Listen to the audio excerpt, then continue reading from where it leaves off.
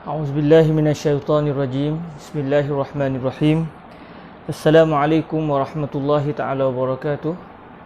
الحمد لله العالمين والصلاة والسلام على حبيبنا وسيدنا ومولانا محمد الكريم وعلى آله وعترته وأصحابه أجمعين. أشهد أن لا إله إلا الله وحده لا شريك له وأشهد أن حبيبنا وسيدنا ومولانا محمدا عبد الله ورسوله وصفيه من خلقه وحبيبه أدى الأمانة وبلغ الرسالة ونصح الأمة وكشف الله به الغمة. اللهم صل وسلم وزد وبارك على حبيبنا وسيدنا ومولانا محمد وعلى آل سيدنا محمد. أما بعد. Alhamdulillah, kita sama-sama mengucapkan kesyukuran kepada Allah Subhanahu Wa Taala. Dengan keizinan daripada Allah, kita dapat untuk bersama-sama pada petang yang berbahagia ini untuk kita membaca kisah-kisah suka yang menceritakan tentang kelebihan orang yang berselawat ke atas Sayyidina Rasulullah sallallahu alaihi wasallam.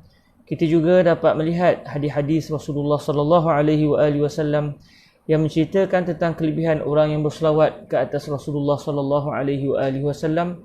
Semoga apa yang kita pelajari ini akan memberikan bekas dalam hati kita untuk menjadi seorang yang cintakan kepada Rasulullah sallallahu alaihi wasallam dengan kecintaan yang sangat tinggi. Lalu kecintaan itu akan membawa kita kepada keridaan Allah dan bersama dengan Sayyidina Rasulullah sallallahu alaihi wasallam di akhirat kelak. Sebagaimana yang kita pernah dengar, baginda Nabi sallallahu alaihi wasallam pernah bersabda, Al-mar'u ma'aman ahabba. Sesungguhnya seseorang akan bersama dengan siapa yang dia cintai. Para hadirin yang dirahmati Allah, alhamdulillah pada hari-hari akhir ini, sebelum kita mengkhatamkan kitab yang barakah ini, kita akan meneruskan pembacaan kisah-kisah berbaki dan juga hadis-hadis yang berbaki daripada kitab An-Nafhatul Ilahiyah fi Salati ala Khairil Bariyah. Semoga Allah merezekikan kita kebaikan yang melimpah ruah disebabkan membaca kitab ini, dan semoga Allah memberkati dan memberikan kebaikan yang tidak ternilai kepada Syekh Abdullah ibnu Muhammad As-Siddiq Al-Ghumari yang telah mengarang kitab yang sangat barakah ini. Moga-moga bacaan kitab ini pahalanya Allah Subhanahu Wa Taala sampaikan kepada beliau di alam barzakh sana, dan semoga ia menjadi penyebab untuk kita menjadi orang yang akan menjadi orang yang banyak sungguh berselawat ke atas Sayyidina Rasulullah sallallahu alaihi wasallam. Mana tahu satu hari nanti masyarakat kita adalah masyarakat yang terkenal dengan mulut mereka terkumat kamit melantunkan kecintaan yang tidak berbelah bahagi kepada Sayyidina Rasulullah sallallahu alaihi wasallam. Para hadirin yang dirahmati Allah Subhanahu Wa Taala, untuk hari ini kita melanjutkan pembacaan kitab kita. Kita akan meneliti hadis yang ke-42, hadis yang ke-42 yang didatangkan oleh Syekh Abdullah ibnu Muhammad As-Siddiq Al-Ghumari rahimahullahu subhanahu wa ta'ala. Dan seterusnya kita akan meneliti kisah-kisah indah yang dinyatakan oleh beliau di dalam kitab ini, yang kesemuanya menjurus kepada beruntunglah orang yang memperbanyakkan salawat ke atas Sayyidina Rasulullah sallallahu alaihi wasallam.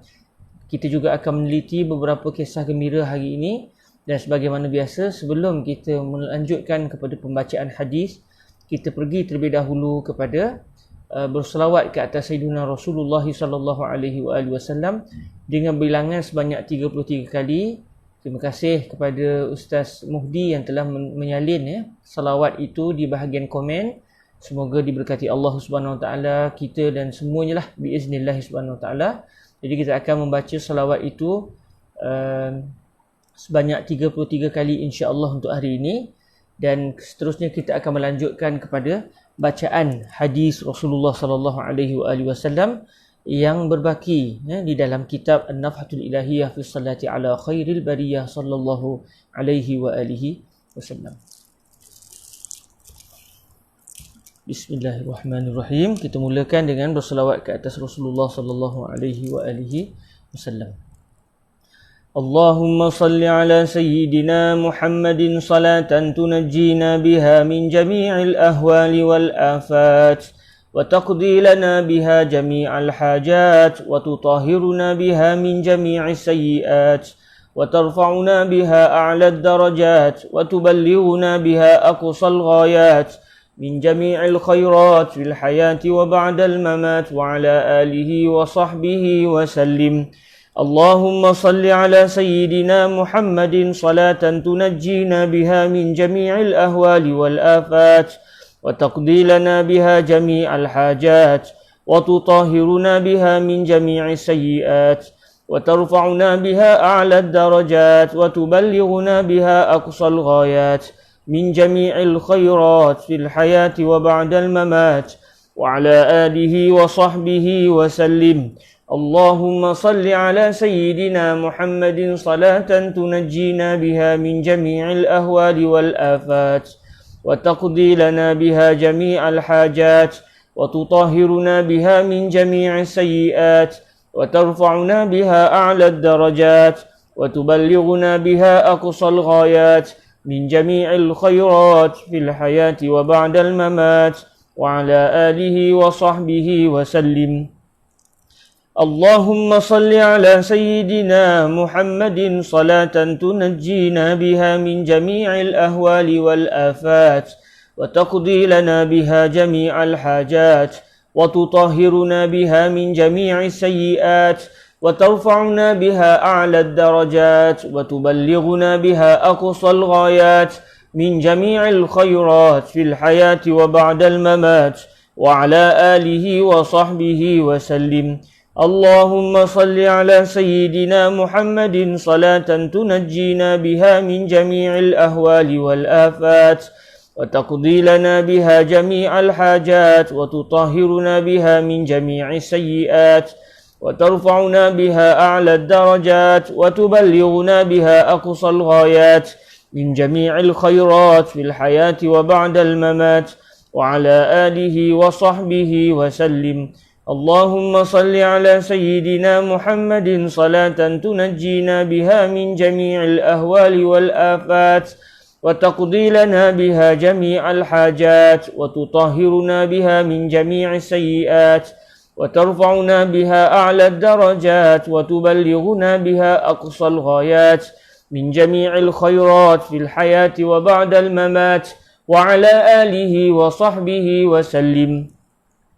اللهم صل على سيدنا محمد صلاة تنجينا بها من جميع الأهوال والآفات وتقضي لنا بها جميع الحاجات وتطهرنا بها من جميع السيئات وترفعنا بها أعلى الدرجات وتبلغنا بها أقصى الغايات من جميع الخيرات في الحياة وبعد الممات وعلى آله وصحبه وسلم.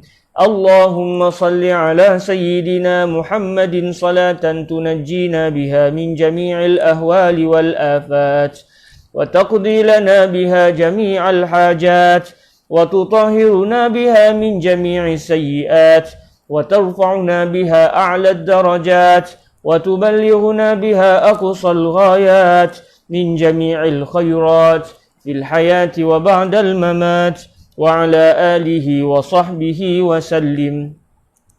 اللهم صل على سيدنا محمد صلاة تنجينا بها من جميع الأهوال والآفات وتقضي لنا بها جميع الحاجات وتطهرنا بها من جميع السيئات وترفعنا بها أعلى الدرجات وتبلغنا بها أقصى الغايات من جميع الخيرات في الحياة وبعد الممات وعلى آله وصحبه وسلم.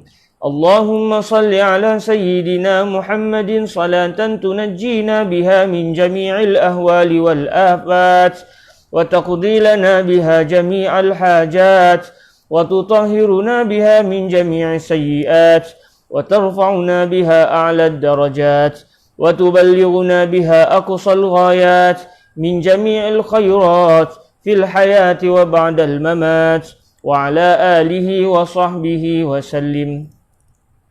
اللهم صل على سيدنا محمد صلاة تنجينا بها من جميع الأهوال والآفات وتقضي لنا بها جميع الحاجات وتطهرنا بها من جميع السيئات وترفعنا بها أعلى الدرجات وتبلغنا بها أقصى الغايات من جميع الخيرات في الحياة وبعد الممات وعلى آله وصحبه وسلم.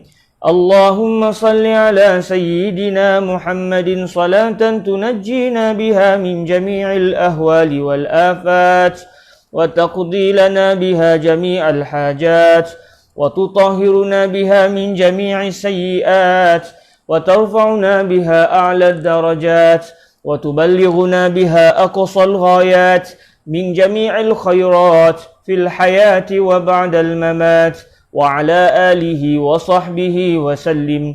اللهم صل على سيدنا محمد صلاة تنجينا بها من جميع الأهوال والآفات وتقضي لنا بها جميع الحاجات وتطهرنا بها من جميع السيئات وترفعنا بها أعلى الدرجات وتبلغنا بها أقصى الغايات من جميع الخيرات في الحياة وبعد الممات وعلى آله وصحبه وسلم. اللهم صل على سيدنا محمد صلاة تنجينا بها من جميع الأهوال والآفات وتقضي لنا بها جميع الحاجات وتطهرنا بها من جميع السيئات وترفعنا بها أعلى الدرجات وتبلغنا بها أقصى الغايات من جميع الخيرات في الحياة وبعد الممات وعلى آله وصحبه وسلم. اللهم صل على سيدنا محمد صلاة تنجينا بها من جميع الأهوال والآفات وتقضي لنا بها جميع الحاجات وتطهرنا بها من جميع السيئات وترفعنا بها أعلى الدرجات وتبلغنا بها أقصى الغايات من جميع الخيرات في الحياة وبعد الممات وعلى آله وصحبه وسلم. اللهم صل على سيدنا محمد صلاة تنجينا بها من جميع الأهوال والآفات وتقضي لنا بها جميع الحاجات وتطهرنا بها من جميع السيئات وترفعنا بها أعلى الدرجات وتبلغنا بها أقصى الغايات من جميع الخيرات في الحياة وبعد الممات وعلى آله وصحبه وسلم. اللهم صل على سيدنا محمد صلاة تنجينا بها من جميع الأهوال والآفات وتقضي لنا بها جميع الحاجات وتطهرنا بها من جميع السيئات وترفعنا بها أعلى الدرجات وتبلغنا بها أقصى الغايات من جميع الخيرات في الحياة وبعد الممات وعلى آله وصحبه وسلم. اللهم صل على سيدنا محمد صلاة تنجينا بها من جميع الأهوال والآفات وتقضي لنا بها جميع الحاجات وتطهرنا بها من جميع السيئات وترفعنا بها أعلى الدرجات وتبلغنا بها أقصى الغايات من جميع الخيرات في الحياة وبعد الممات وعلى آله وصحبه وسلم. اللهم صل على سيدنا محمد صلاة تنجينا بها من جميع الأهوال والآفات وتقضي لنا بها جميع الحاجات وتطهرنا بها من جميع السيئات وترفعنا بها أعلى الدرجات وتبلغنا بها أقصى الغايات من جميع الخيرات في الحياة وبعد الممات وعلى آله وصحبه وسلم. اللهم صل على سيدنا محمد صلاة تنجينا بها من جميع الأهوال والآفات وتقضي لنا بها جميع الحاجات وتطهرنا بها من جميع السيئات وترفعنا بها أعلى الدرجات وتبلغنا بها أقصى الغايات من جميع الخيرات في الحياة وبعد الممات وعلى آله وصحبه وسلم. اللهم صل على سيدنا محمد صلاة تنجينا بها من جميع الأهوال والآفات وتقضي لنا بها جميع الحاجات وتطهرنا بها من جميع السيئات وترفعنا بها أعلى الدرجات وتبلغنا بها أقصى الغايات من جميع الخيرات في الحياة وبعد الممات وعلى آله وصحبه وسلم. اللهم صل على سيدنا محمد صلاة تنجينا بها من جميع الأهوال والآفات وتقضي لنا بها جميع الحاجات وتطهرنا بها من جميع السيئات وترفعنا بها أعلى الدرجات وتبلغنا بها أقصى الغايات من جميع الخيرات في الحياة وبعد الممات وعلى آله وصحبه وسلم. اللهم صل على سيدنا محمد صلاة تنجينا بها من جميع الأهوال والآفات وتقضي لنا بها جميع الحاجات وتطهرنا بها من جميع السيئات وترفعنا بها أعلى الدرجات وتبلغنا بها أقصى الغايات من جميع الخيرات في الحياة وبعد الممات وعلى آله وصحبه وسلم. اللهم صل على سيدنا محمد صلاة تنجينا بها من جميع الأهوال والآفات وتقضي لنا بها جميع الحاجات وتطهرنا بها من جميع السيئات وترفعنا بها أعلى الدرجات وتبلغنا بها أقصى الغايات من جميع الخيرات في الحياة وبعد الممات وعلى آله وصحبه وسلم.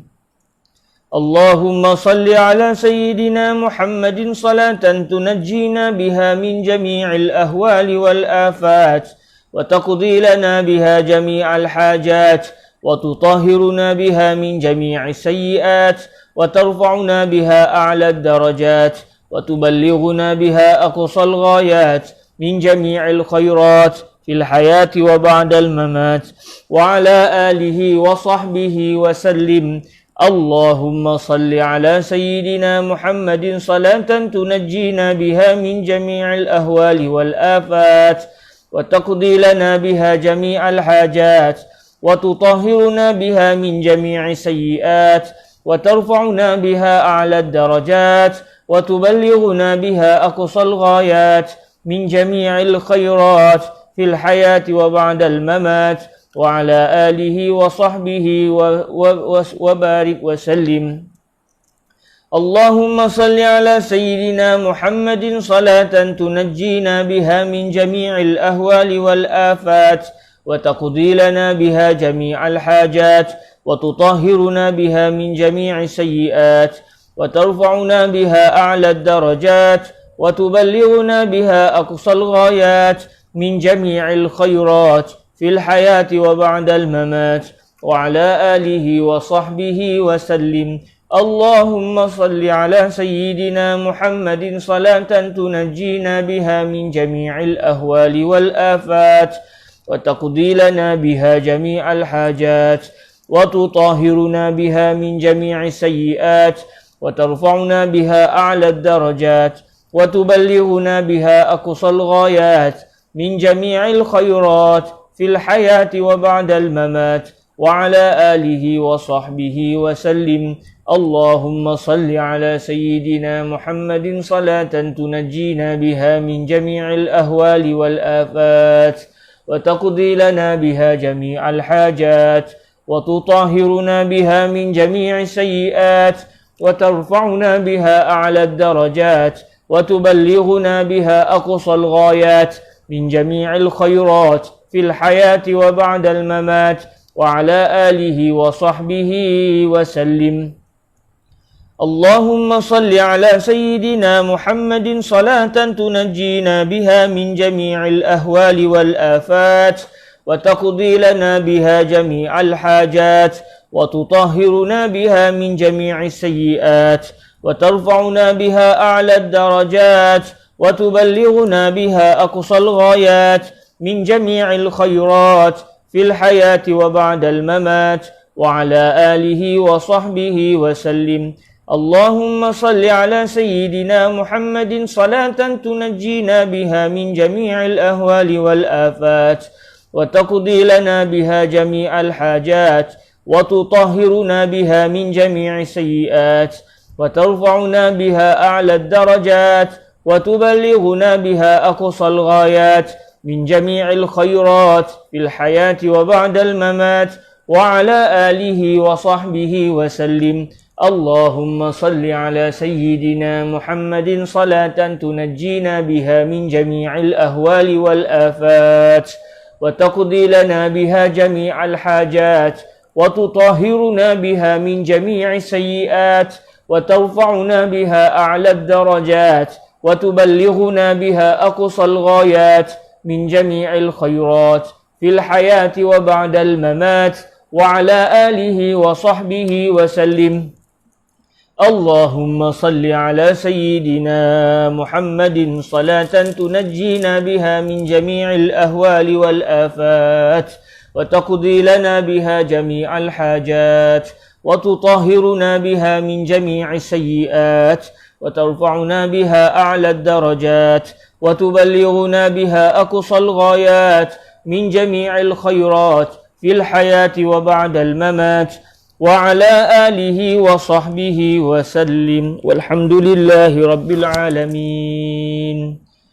اللهم فرج كرباتنا، اللهم أقل عثراتنا، اللهم اغفر زلاتنا. وسلام على المرسلين والحمد لله رب العالمين.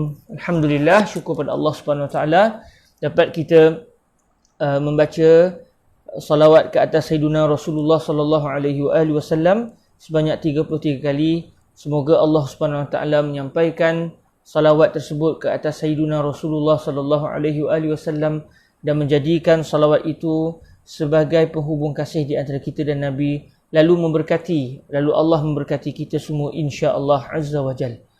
Alhamdulillah para hadirin, kita selesai bersalawat ke atas Nabi alaihi salatu wasalam. Jadi insya-Allah kita akan pergi kepada hadis yang ke-42, iaitu hadis yang kedua terakhir. Hadis yang kedua terakhir dalam kitab ini insya-Allah. Kita akan baca hadis yang ke-42. Kemungkinan besar hari Ahad depan kita akan mengkhatamkan kitab ini insya-Allah Subhanahu Wa Taala. Jadi kita akan bacakan hadis yang ke-42 pada hari ini, iaitu pada muka surat 111 muka surat 111 bagi yang mempunyai PDF. Ya Allah, ya Allah, ya Karim.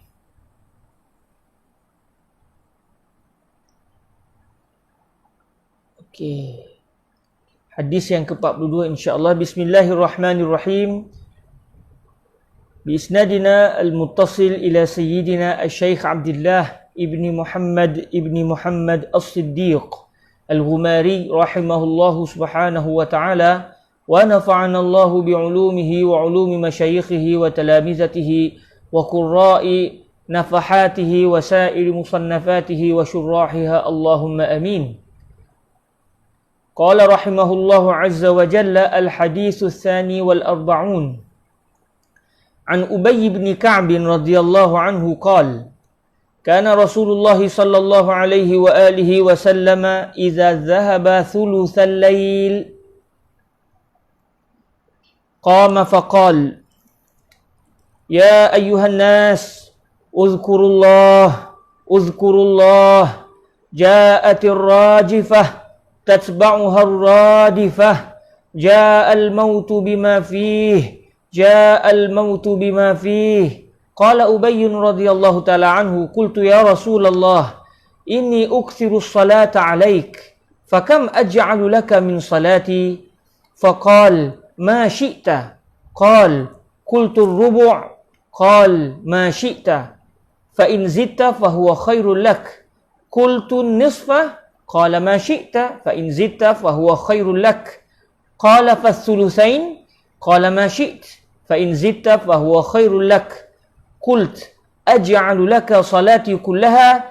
قال: idzan tukfa hammak wa yughfar laka zambuk. Rawahu Tirmizi wal Hakim wa sahhahahu. Hadis yang ke-42 ini bermaksud daripada Sayyiduna Ubay bin Ka'b radhiyallahu taala anhu. Beliau telah berkata, satu ketika dahulu Rasulullah sallallahu alaihi wasallam apabila sudah berlalu 1/3 malam.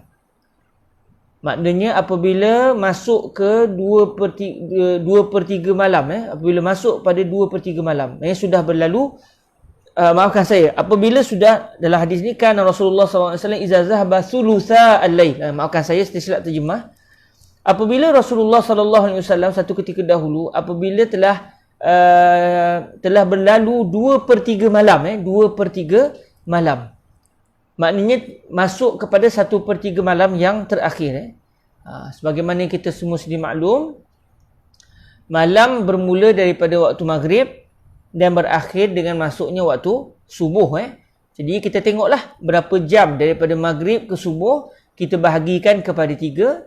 Jadi kita pun dapat 1/3 malam yang pertama sampai pukul berapa, 1/3 malam yang kedua sampai pukul berapa, 1/3 malam yang ketiga sampai pukul berapa.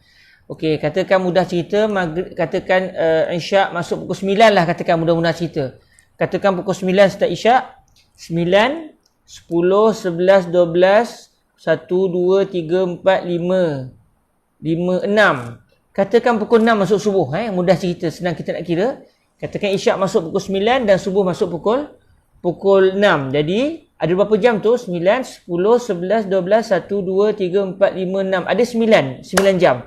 Bahagikan kepada 3, kita pun tahu 1/3 malam yang pertama bila berakhir, 1/3 yang kedua bila. Jadi kalau dalam contoh kita ni, 9 bahagi 3 jam lah. Jadi setiap selepas berlalu 3 jam, masuklah 1/3 yang baru. Jadi pukul 9, 10, 11, 12. Itu 1/3 yang pertama. Jadi masuk saja pukul 12 minit, masuklah 1/3 yang kedua. Okey, 9, 10, 11, 12. 1, 2, 3. Pukul 3 itu adalah 2/3 malam yang terakhir. Akhir 2/3 malam. Kalau dalam contoh ni, sekitar pukul 3 lah. Kalau berdasarkan contoh kita, 9, 10, 11, 12, 1, 2, 3. Apabila berlalu pukul 3 pagi, kita tahulah zaman Nabi tu secara mudahnya sekitar pukul 3 pagi. Pukul 3 pagi nak ke subuh tu, masa tu Nabi bangun dan Nabi telah menggerak, membangunkan para sahabat baginda yang ada bersama baginda ketika itu. Jadi kata Sayyidina Ubay ibn Ka'b, satu ketika dahulu Rasulullah sallallahu alaihi wasallam apabila berlalu 2/3 malam, dalam contoh kita tadi, kalau saya tersilap lagi, maafkan saya tuan-tuan, kita kira tadi daripada Isyak, sepatutnya kita kira daripada maghrib. Maafkan saya. Katakan maghrib pukul 7, katakan 7, 8, 9, 10, 11, 12, 1, 2, 3, 4, 5, 6, 11. Okey, ada 11 jam. Jadi 11 jam itu dibahagikan kepada 3, jadi kita tahulah mana satu dia punya bilakah berakhirnya 1/3. Jadi kalau macam 11 bagi 3, 6, 9, 12, lebih kurang dalam 2 jam lebih. Lebih kurang dalam 2 jam lebih. 3, matematik lemah saya dia. 11 bagi 3 berapa? 3, 6, 9, 12. Lebih kurang 3 jam. Lebih kurang 3 jam lah. Lebih kurang 3 jam. 3, 6, 9. 4 jam. Lebih kurang 4 jam lah. 4, 8, 12. Ya, lebih kurang dalam 3 jam lebih. Lebih kurang 3 jam lebih. Berlalulah 1/3. Jadi setelah berlalu 2/3 malam, kita kira daripada maghrib sampai ke subuh tu berapa jam, kita bahagikan kepada 3. Jadi kita pun tahu 1/3 malam yang pertama berakhir bila, 2/3 malam yang pertama berakhir bila, dan bilakah start 1/3 malam yang terakhir. Baik. Jadi apabila berlalu 2/3 malam, Nabi telah bangun. Nabi telah bangun daripada tidur Nabi. Maknanya Nabi tidur. Kemudian apabila berlalu 2/3 malam, kita kira tadi pada maghrib sampai ke subuh, kita bahagikan 3. Bila berlalu 2/3 malam, maka Nabi bangun daripada tidur baginda. Lalu baginda telah bersabda, ya ayuhan nas, wahai manusia, wahai manusia, maksudnya wahai kaum muslimin, uzkurullah, ingatilah Allah, uzkurullah, ingatilah Allah. Jadi di sini Nabi meminta kita supaya bangun di tengah malam. Jadi pada hadis ini tahulah kita bahawa antara waktu yang sangat-sangat bagus untuk kita berqiyamul lail adalah apabila berlalu 2/3 malam. Sebab kenapa waktu itu bagus? 2/3 malam ni waktu tu kita memang apabila berlalu 2/3 malam, waktu tu memang kita sedang nyenyak tidur. Tidur kita sedang nyenyak. Jadi ketika itu orang tidak banyak mengingati Allah pada waktu tersebut. Jadi kalau kita boleh bangun dan kita mengingati Allah di saat orang lain tidak mengingati Allah, maka kita mendapat pahala yang sangat besar. Kata guru kami, Fadilatul Syekh Yusri bin Rushdi Al-Hasani, mengingati Allah di saat manusia semua lalai, itu sangat-sangat besar pahalanya. Jadi sebab itulah disyariatkan kita berqiyamul lail. Sebab rata-rata orang tidur. Jadi di saat orang tidur, orang tak ingat Allah, kita bangun, kita lawan hawa nafsu, kita bangun dan kita mengingati Allah. Maka kerana itu pahalanya menjadi sangat besar kerana kita melawan hawa nafsu kita dan kita tidak mengikut resmi yang ada ketika itu. Orang semua pakat tidur, kita pula boleh bangun mengingati Allah, maka sebab itulah pahala berqiyamul lail adalah sangat besar. Namun kata guru kami Fadilatul Syekh Yusri bin Rushdi, kalaulah kita berjaya sembahyang 2 rakaat sembahyang isyak berjemaah dan kita sembahyang subuh berjemaah, kita diberikan pahala oleh Allah seperti kita menghidupkan seluruh malam. Seperti kita bermula pada maghrib sampai ke subuh tak tidur langsung, kita beribadah kepada Allah Subhanahu wa ta'ala. Namun walaupun itu dari segi ganjaran pahala, alangkah baiknya kalau subuh pun kita sembahyang berjemaah, isyak pun sembahyang berjemaah, kemudian di tengah malam kita bangun daripada tidur, kita lawan hawa nafsu kita. Bukannya ada dapat ganjaran keduniaan, kita bangun juga walaupun tak ada ganjaran kedunia sebab kita nak mencari keridhaan Allah, maka itu sangat besar pahalanya. Jadi saya nasihat diri saya yang kuat tidur ni, saya nasihat diri saya dan saya memberikan peluang dan juga galakan kepada semua untuk kita menjadi orang yang berusaha melawan hawa nafsu kita, melawan kerihatan kita dan kita bangun menyembah Allah Subhanahu Wa Taala di waktu tersebut. Jadi Nabi bersabda, ya ayuhan nas uzkurullah, uzkurullah. Wahai manusia, bangun, wahai manusia, ingatilah Allah. Maksudnya bangunlah kamu semua daripada tidur dan laksanakanlah salat, sebutlah nama Allah, pujilah Allah di waktu malam. Ja'atir rajifah. Sesungguhnya telah datang ar-rajifah. Apa dia ar-rajifah? Ar-rajifah adalah tiupan sangkakala yang pertama. Dengan sebab tiupan sangkakala yang pertama itu, gunung ganang jadi berhentakan, langit dan bumi jadi rosak. Ketika itu berlakulah kiamat selepas tiupan sangkakala yang pertama. Jadi an-nafkhatul ula, tiupan sangkakala yang pertama itu dipanggil ar-rajifah. Ini kita tak pernah tengok dan insya-Allah kita tidak akan melihatnya sampai bila-bila. Kerana tiupan sangkakala kali pertama itu berlaku kepada orang yang tidak langsung menyebut nama Allah Subhanahu wa ta'ala. Sewaktu tiupan sangkakala yang pertama itu, yang ada di atas muka bumi ketika itu hanyalah mereka yang tidak beriman sama sekali kepada Allah, yang tidak sama sekali bertuhankan kepada Allah Azza wa Jalla dan berasulkan Nabi SAW. Sebab dalam hadis disebut, sewaktu sebelum berlakunya hari kiamat, Allah Azza wa Jalla akan menghantar angin lembut, yang mana angin lembut tersebut akan mencabut nyawa setiap orang yang di dalam hatinya ada keimanan kepada Allah dan beriman kepada Sayyidina Rasulullah sallallahu alaihi wasallam. Maksudnya pada satu ketika saja ketika datang angin lembut tersebut, seluruh orang muslim dan muslimah semua mereka akan kembali kepada Allah Subhanahu wa taala dalam satu waktu. Jadi selepas daripada itu yang berada di atas muka bumi semuanya tidak beriman kepada Allah sama sekali. Okey, jadi maknanya peristiwa hari kiamat ini, peristiwa dahsyatnya hari kiamat itu hanya akan dilihat oleh orang yang tidak beriman kepada Allah. Insya-Allah kita tidak akan melihatnya kerana kita akan mati biiznillah dalam agama Islam dan kita sama sekali tidak akan mensyirikkan Allah Azza wa Jalla. Jadi Nabi kata ja'atir rajifah. Sesungguhnya tiupan sangkakala yang pertama telah pun datang. Ini dalam bahasa Arab dipanggil sebagai, nak katanya sekarang ni tak datang lagi, benda tu akan datang. Tapi Nabi guna dengan bahasa ja'atir rajifah, sesungguhnya sangkakala yang pertama telah datang. Walaupun tak datang lagi, tapi Nabi kata dah datang. Nabi nak menggunakan bahasa kiasan, nak menyatakan bahawa sesungguhnya tiupan sangkakala kali pertama benar-benar akan berlaku. Benar-benar akan berlaku dan sebenarnya sangat hampir untuk berlaku. Sangat hampir untuk berlaku. Kalau dibandingkan umur dunia, start daripada Allah menciptakan langit dan bumi sampailah kepada berlakunya hari kiamat, sebenarnya umur dunia sudah banyak yang telah berlalu. Berbaki tinggal sedikit sahaja. Jadi sebab itu Nabi kata ja'atir rajifah.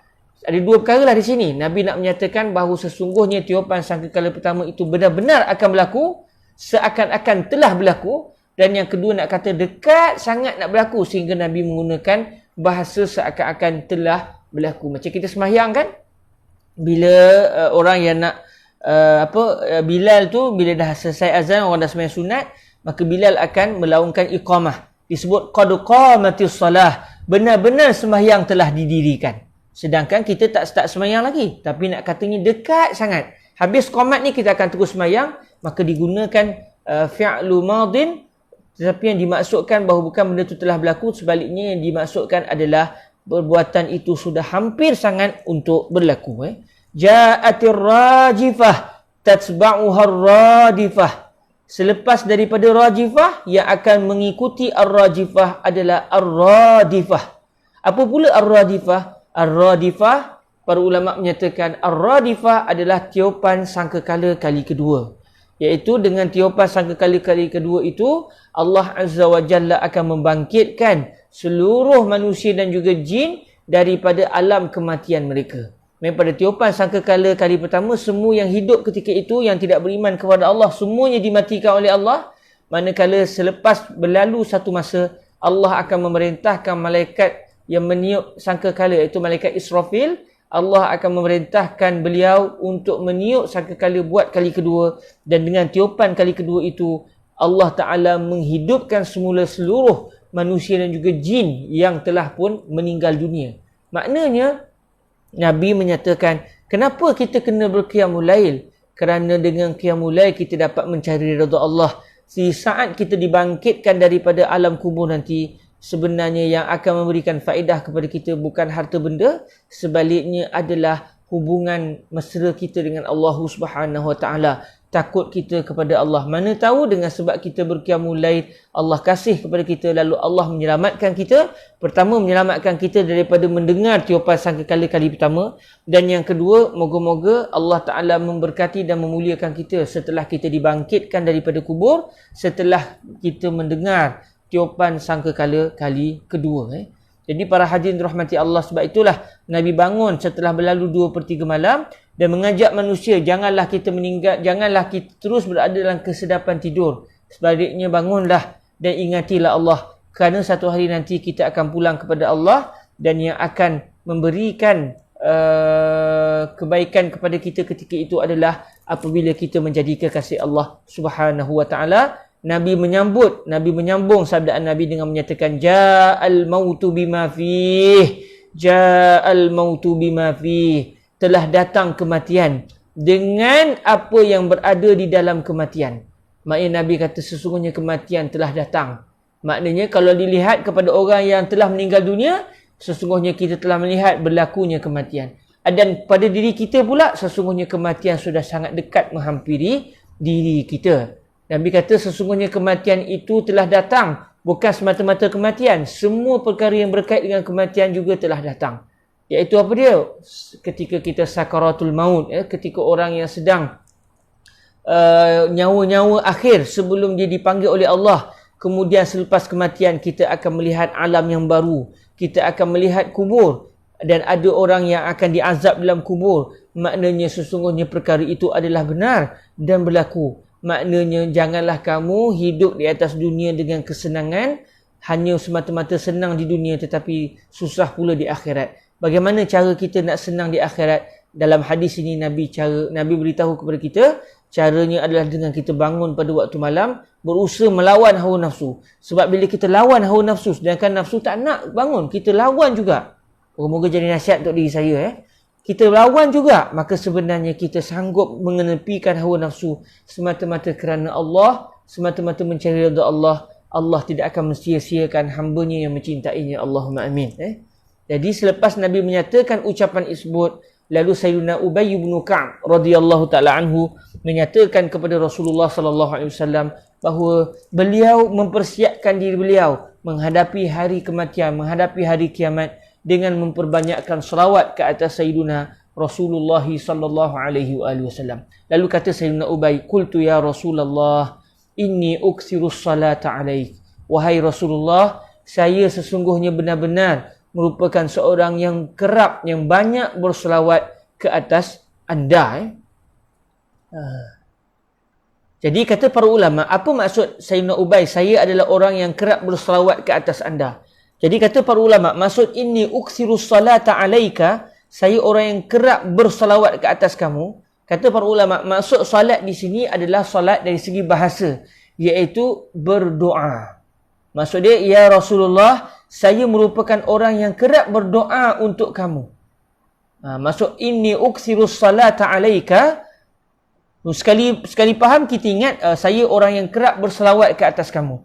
Namun ketika kita melihat apa yang dihuraikan oleh para ulama menyatakan maksud doa di sini, maksud salat kepada Nabi di sini, maksudnya bukan semata-mata berselawat ke atas Rasulullah, sebaliknya berdoa kepada Rasulullah. Jadi bila kita berdoa untuk Rasulullah, berdoa untuk kesejahteraan Nabi, kata para ulama, termasuk juga dalam erti kata berdoa untuk Rasulullah adalah berselawat ke atas Nabi sallallahu alaihi wasallam. Mereka kalau kita berdoa, Allahumma, kan kita doa tu, salli ala sayyidina Muhammad. Ya Allah, berselawatlah anda ke atas Nabi Muhammad. Mereka kita berdoa untuk Nabi. Atau kita berdoa, ya Allah, irfa' darajati Rasulillah. Ya Allah, angkatlah darjat-darjat kemuliaan untuk Rasulullah. Maka itu merupakan doa kita kepada Allah untuk kesejahteraan dan untuk kemuliaan baginda Nabi sallallahu alaihi wasallam. Jadi maksud dalam hadis ini, Sayyidina Ubay, tahulah kita daripada kisah ini, beliau merupakan orang yang sangat mencintai Nabi. Bahkan beliau memperuntukkan doa-doa beliau kepada Allah Azza wa Jal. Dalam doa beliau kepada Allah, beliau akan menyelitkan doa agar Allah memuliakan, mengangkat darjat Nabi, dan beliau juga banyak berselawat kepada Rasulullah sallallahu alaihi wasallam. Cintanya Sayyidina Ubay kepada Rasulullah sehingga beliau tidak hanya berdoa untuk diri beliau, sebaliknya beliau berdoa kepada Allah untuk Allah memuliakan, menaikkan darjat, memuliakan, memberikan segala kebaikan untuk Rasulullah sallallahu alaihi wasallam. Lalu kata beliau, "Fakam aj'alu laka min salati." Jadi ya Rasulullah, saya ni orang yang banyak berdoa untuk anda. Jadi berapa saya nak jadikan doa-doa saya kepada Allah, berapa banyak saya nak jadikan untuk anda? Maknanya saya berdoa untuk diri saya berdoa untuk ahli keluarga saya, untuk anak-anak saya, untuk orang Islam, dan saya juga berdoa untuk anda. Saya memohon kepada Allah agar memberikan kebaikan kepada anda. Jadi berapa banyak saya nak jadikan doa saya kepada anda, wahai Rasulullah sallallahu alaihi wasallam? Berapa banyak saya nak peruntukkan waktu saya beribadah dengan berdoa kepada Allah? Berapa banyak saya nak berselawat kepada anda? Dan berapa banyak saya nak mendoakan kesejahteraan anda? Lalu Nabi bersabda, "Kama masyita." Berapa saja yang kamu inginkan. Terpulang kata Rasulullah kepada Sayyidina Ubay bin Ka'ab radhiyallahu anhu. Lalu kata beliau, kalau saya jadikan 1/4 waktu saya berdoa kepada Allah, saya jadikan 1/4 itu adalah untuk anda. 3/4 yang berbaki saya doa untuk diri saya, untuk anak-anak, untuk orang Islam. Untuk anda saya peruntukkan 1/4 waktu saya untuk berdoa dan berselawat kepada kamu. Okey ke kalau begitu? Lalu kata Nabi SAW kepada beliau, "Ma syi'ta fa in zitta fa huwa khairul laka." Nabi kata, terpulang berdasarkan apa yang kamu inginkan. Namun sekiranya kamu melebihkan doamu kepadaku, maka itu lebih baik. Fa in syi'ta fa huwa khairul laka. Sekiranya kamu melebihkan, bukan semata-mata 1/4, bahkan lebih daripada 1/4 doa kamu peruntukkan kepada saya, maka itu lebih baik untuk kamu. Lalu kata Sayyidina Ubay, "Qultun nisfa." Okey, kalau saya jadikan setengah daripada waktu saya berdoa kepada Allah, saya jadikan setengahnya untuk anda. Saya berselawat kepada anda, saya berdoa kepada Allah agar Allah memberikan kebaikan kepada anda. Setengah daripada waktu doa saya untuk anda. Setengah lagi, saya doa untuk diri saya, untuk anak-anak, untuk orang lain. Macam mana ya Rasulullah? Lalu kata Nabi SAW, ma syi'ta fa in zitta fa huwa khairul laka. Terpulang kepada kamu, terserah kepada kamu. Namun sekiranya kamu melebihkan lagi waktu tersebut untuk kamu berdoa buatku, maka sesungguhnya itu adalah terbaik, lebih baik untuk kamu. Maksudnya kalau kamu berdoa kepada Allah agar Allah memberikan kebaikan kepada saya, kamu mohon kepada Allah agar Allah berselawat kepada saya, setengah waktumu untuk saya, setengah lagi untukmu dan juga untuk orang lain, itu bagus. Namun kalau kamu lebih, itu lebih bagus. Lalu kata Sayyidina Ubay, fasulusain, kalau saya peruntukkan 2/3, setengah dengan 2/3, 2/3 banyak lagi. Setengah 50%, 2/3 maknanya lebih kurang dalam lebih kurang dalam 70% gitu lebih kurang dalam 70% lebih untuk saya berdoa kepada kamu. Maka bagaimana ya Rasulullah? Maknanya memang doa saya lebih untuk kamu, untuk saya, untuk anak-anak sikit je. Lalu kata Nabi, ma syi'ta fa in zitta fa huwa khairul laka. Bagus, terpulang kepada kamu. Namun kalau kamu melebihkan lagi doamu kepadaku, kamu melebihkan waktumu dengan berdoa kepada Allah agar Allah memberikan kebaikan kepadaku, maka itu lebih baik. Lalu akhirnya kata Sayyidina Ubay bin Ka'ab, aj'alu laka salati kullaha. Setelah beliau dengar, beliau kata 1/4 je Rasulullah. Sudah okey, tapi kalau lebih lagi bagus. Kalau setengah, okey. Kalau lebih lagi bagus. Okey, kalau 2/3 ya Rasulullah. Maksudnya 1/3 je untuk saya, 2/3 untuk anda. Nabi kata bagus, tapi kalau lebih lagi bagus. Lalu akhirnya beliau kata, kalau saya jadikan seluruh waktu saya untuk berdoa kepada Allah, semuanya saya mohon agar Allah memberikan kebaikan kepada anda. Maksudnya saya langsung tak berdoa untuk diri saya. Secara mudahnya begitu. Secara yang kita faham secara zahirnya begitu. Saya hanya berdoa kepada Allah agar Allah memberikan kebaikan kepada anda. Maka adakah itu bagus ya Rasulullah? Kata Nabi SAW, izan tukfa hammak wa yughfar laka zambuk. Kalau begitu, kamu akan dicukupkan oleh Allah daripada segala benda-benda yang merisaukan dan menyedihkan kamu. Maksudnya Allah akan menyelamatkan kamu daripada ditimpa dengan sebarang kesedihan sewaktu di dunia dan juga di akhirat. Maknanya Allah akan mencukupkan kamu, Allah akan memberikan kebaikan kepada kamu, Allah akan memberikan kebaikan kepada keluarga kamu, kamu akan selamat di akhirat, kamu akan gembira. Kamu tidak akan diberikan sebarang kesedihan. Kerana apa? Kerana kamu telah menjadikan seluruh doamu adalah untukku. Wa yughfar laka zambuka. Seluruh dosa-dosamu akan diampunkan oleh Allah Azza wa Jal. Dosa-dosamu akan diampunkan oleh Allah buat kamu. Kenapa? Kerana kamu telah menjadikan seluruh waktu ibadahmu untuk waktu-waktu kamu nak berdoa kepada Allah, semuanya kamu doakan untuk kebaikan saya, maka Allah akan menyelesaikan segala kesedihan kamu di dunia dan di akhirat, dan Allah juga akan mengampunkan segala dosa-dosa kamu. Hadis ini telah diriwayatkan oleh Al-Imam At-Tirmizi dan juga Al-Imam Al-Hakim, dan Al-Imam At-Tirmizi serta Al-Imam Al-Hakim telah mengiktibar dan juga menganggap bahawa sesungguhnya hadis ini adalah hadis yang sahih. Hadis ini berstatus sahih di sisi Al-Imam At-Tirmizi dan juga Al-Imam Al-Hakim An-Naisaburi. Jadi tuan-tuan yang dirahmati Allah Subhanahu Wa Taala, maknanya daripada cerita ataupun hadis ini banyak pengajaran yang kita boleh ambil. Antaranya, hadis ini menunjukkan tak ada masalah kita menceritakan kebaikan kita kepada seseorang sekiranya tujuannya adalah untuk kita mengambil nasihat dia. Maksudnya kita kata, saya ni Ustaz, saya boleh katakan setiap hari saya berqiyamul lail. Jadi macam mana Ustaz? Adakah saya perlu teruskan atau bagaimana? Kita menceritakan kebaikan kita bukan dengan tujuan untuk kita berbangga, sebaliknya dengan tujuan untuk kita mengambil nasihat daripada orang tersebut. Maka sebenarnya ini tidak bermasalah sama sekali. Maksudnya orang yang nak menceritakan tu, dia kena jaga hati dia.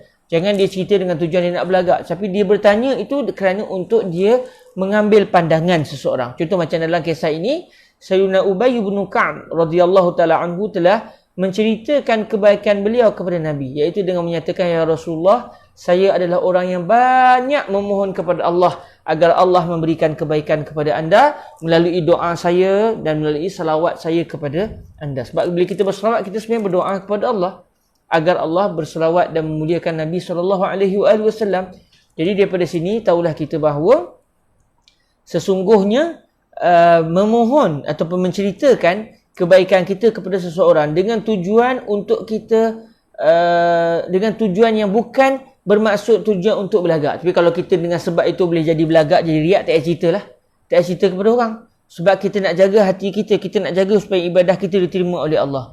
Namun kalau kita boleh jaga diri kita, tidak jadi bangga, tidak jadi riak, dan kita nak tanya tu tujuannya adalah untuk tujuan-tujuan kebaikan, sama ada nak galakkan orang lain atau dengan tujuan kita nak minta pandangan, maka tidak menjadi masalah untuk kita menyebutkan amalan-amalan soleh yang kita telah lakukan.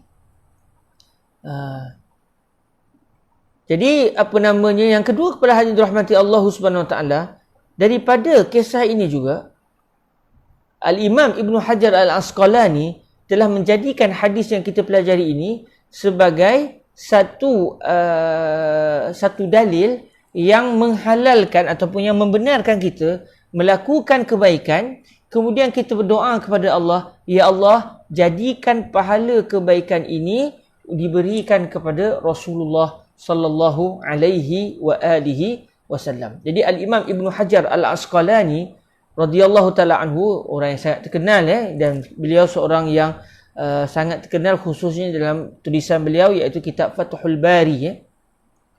Jadi kata Ibn Hajar Al-Asqalani, beliau menyatakan bahawa hadis ini, hadis yang sedang kita pelajari ini, hadis kisah Sayyidina Ubay bin Ka'ab yang banyak memohon kebaikan agar Allah memberikan kebaikan kepada Nabi. Jadi bila memohon kebaikan, memohon daripada Allah agar memberikan kebaikan kepada Nabi, Sayyidina Ibn Hajar Al-Asqalani memahaminya. Ini juga menunjukkan bahawa tak ada masalah kalau kita buat kebaikan, buat apa saja, berdoa kepada Allah, buat apa kebaikan, kemudian kita berdoa, ya Allah, jadikan pahala kebaikan yang saya lakukan tadi saya telah tolong orang, tadi saya sembahyang sunat, tadi saya baca Quran, tadi saya berzikir, tadi saya mengucapkan la ilaha illallah Muhammad Rasulullah, contoh. Jadikan kebaikan-kebaikan ini ya Allah, saya jadikan ianya sebagai hadiah daripada saya kepada baginda Nabi sallallahu alaihi wa alihi wasallam. Jadi kata Sayyidina Ibn Hajar Al-Asqalani, hadis ini sebenarnya menunjukkan tak ada masalah kita berdoa kepada Allah agar Allah memberikan kebaikan kepada Sayyidina Nabi. Jadi antara kebaikannya adalah dengan kita memohon agar Allah menjadikan pahala amalan kita diberikan kepada Sayyidina Rasulullah sallallahu alaihi wa alihi wasallam.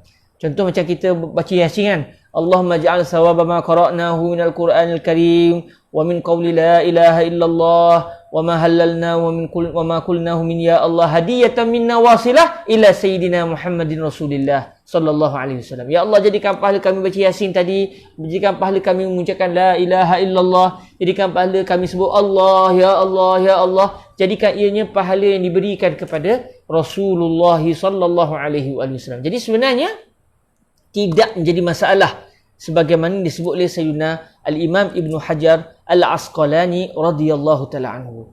Dan di sini juga menunjukkan bahawa sebenarnya biasanya kita terfikir juga berdoa untuk kebaikan diri kita. Namun kalau kita berdoa untuk Rasulullah, semua doa kita, tak tahulah, moga-moga boleh sampai kita ke tahap itu. Semua doa yang kita lakukan, semuanya kita mohon agar Allah memberikan kebaikan kepada Nabi. Dan sikit pun kita tak berdoa untuk diri kita, sebenarnya kita tidak akan rugi. Sebab Nabi menyatakan, kalaulah semua doa kita adalah untuk Rasulullah, izan tukfa hammak, izan segala kesusahan kamu, penderitaan kamu akan ditanggung oleh Allah. Semuanya akan diselesaikan oleh Allah. Dan dosamu akan diampunkan oleh Allah Azza wa Jal. Maksudnya orang yang memberikan segala waktunya untuk Nabi, dia tidak akan disisihkan sama sekali oleh Allah Azza wa Jal. Subhanallah. Mampu atau tidak kita sampai ke tahap ini, ya khair insya-Allah. Moga-moga Allah rezekikan kita satu keadaan, iaitu doa-doa kita, semua amalan-amalan kita selitkan, ya Allah, jadikan ianya hadiah dari kami kepada Rasulullah sallallahu alaihi wasallam. Nabi perlukan kita ke? Tidak. Nabi tak perlukan kita. Sebagaimana seorang raja tidak memerlukan hadiah daripada rakyat dia. Tapi seorang rakyat kalau sering memberi hadiah kepada sang raja, sedangkan raja tidak memerlukan hadiah tersebut, sebenarnya hadiah itu adalah satu jambatan yang membawa kepada keredaan dan kecintaan sang raja. Sesungguhnya raja kita adalah Rasulullah. Dengan kita berdoa kepada Allah agar Allah memberikan kebaikan kepada Rasulullah, sedangkan Nabi tidak berhajat kepada doa kita, sebenarnya itu akan menjadi tali penghubung yang mengikat kita dengan Sayyidina Rasulullah sallallahu alaihi wa alihi wasallam. Alhamdulillah, syukur pada Allah Taala. Selesai kita membaca hadis yang ke-42, dan insya-Allah dalam hari Ahad yang depan, kalau tak dapat khatam hari Ahad, mungkin kita akan khatam pada hari, mungkin dalam minggu depan kita akan khatam insya-Allah. Kita serahkan kepada Allah bilakah kita akan mengkhatamkan kitab ini biiznillah, dan semoga dimudahkan Allah segala urusan insya-Allah azza wa jalla. Okey, kita tengok sikit berita gembira yang seterusnya. Okey, kita tengok berita gembira yang ke-29 ni. Kita tengok berita gembira yang ke-29 Berita gembira yang ke-29 iaitu pada muka surat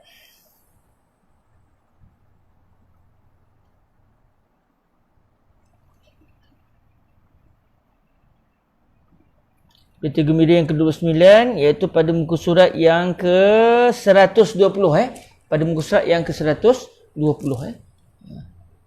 Okey. Tengok muka surat yang ke-120 insya-Allah. Okey. Berita gembira yang ke-29 pada muka surat 120.